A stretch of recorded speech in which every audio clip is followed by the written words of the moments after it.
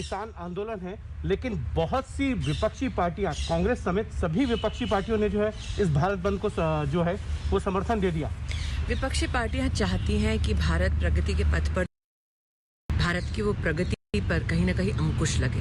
विपक्ष चाहती है कि कोलाहल हो, विपक्ष चाहती है कि उनका दोगलापन किसी के सामने ना आए। और हिमांशु जी, मैं जब दोगलेपन की बात करती हूँ तो विपक्ष ने जब ये बिल प्रस्तुत हुआ था देश की संसद में, तब जोर जोर से ये भ्रम फैलाया था कि एमएसपी का ऑपरेशन बंद हो जाएगा देश में। इस बिल के आने के बाद 5 दिसंबर तक हमारे देश में लगभग 33 लाख किसानों से धान की खरीदारी की गई। 60,000 करोड़ से ज़्यादा रुपया सीधा किसान को 5 दिसंबर तक सिर्फ धान की एमएसपी ऑपरेशन में उनके बैंक के खाते में जमा कराया गया।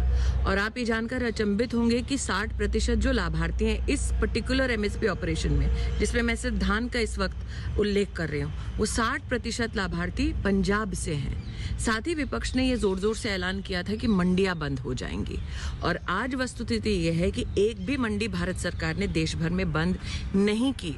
और हिमांशु जी, जब मैं दोगलेपन की बात करती हूँ, यही विपक्ष जब सत्ता में था तो पूरे विपक्ष ने मिलकर साल 2009 से लेकर साल 2014 तक मात्र 3 लाख करोड़ का एमएसपी ऑपरेशन में किसान तक पैसा पहुंचाने का काम किया।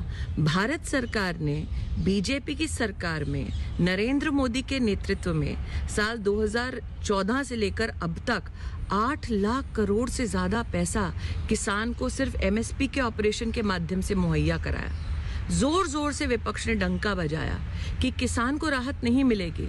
और मैं आज चाहती हूँ कि आपके चैनल पर धुले महाराष्ट्र का एक किसान है जो इस बिल के आने से पहले दर दर भटक रहा था, क्योंकि उसके मक्के की खरीदारी के लिए 3 लाख रुपए का पेमेंट पेंडिंग था। जैसे ही ये बिल संसद में पारित हुआ, धुले महाराष्ट्र के इस किसान ने इस बिल का सहारा लेकर अपने वहाँ पर स्थानीय इकाई में एसडीएम के यहाँ पर शिकायत दर्ज की और इस बिल के आधार पर उसको उसकी पेमेंट हुई। क्योंकि पहले किसान दर दर भटकता था अपनी पेमेंट के लिए।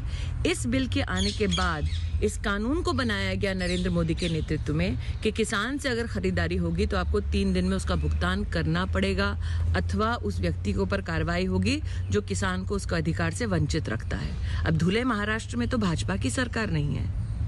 लेकिन विपक्ष तो ये कह रहा है कि भारत बंद है, लेकिन आज भारत बंद का इफेक्ट जो है, जो हमारे आज तक चैनल पे जो फीडबैक आ रहा है उसके अनुसार बहुत कम दिखाई दे रहा है। जागरूक राष्ट्र जो चाहता है कि राष्ट्र प्रगति करे, वो जागरूक राष्ट्र, चाहे वो मन की बात हो या संसद की गतिविधि हो या आपके चैनल में जितनी भी चर्चाएं हों, उसको देखकर भली भांति समझता है कि इस बिल के आने से कृषि क्षेत्र में किस प्रकार का परिवर्तन और किस प्रकार की प्रगति संभव है।